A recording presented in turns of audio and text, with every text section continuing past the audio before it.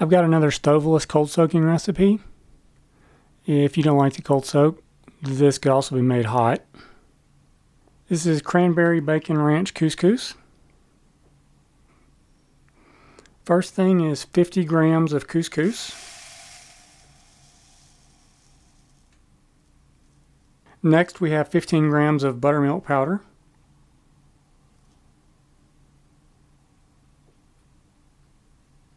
Half a teaspoon of dill comes next. Half a teaspoon of onion powder. Half a teaspoon of garlic powder.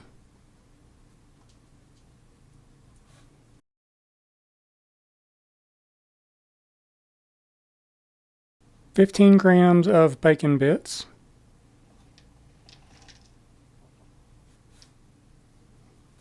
And 20 grams of cranberries. A pinch of salt.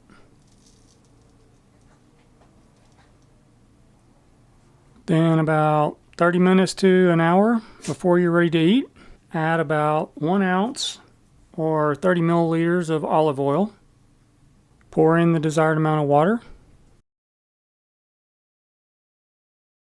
Then when you sit down to eat your dinner, add some tuna or chicken, and then top it off with a handful of corn chips.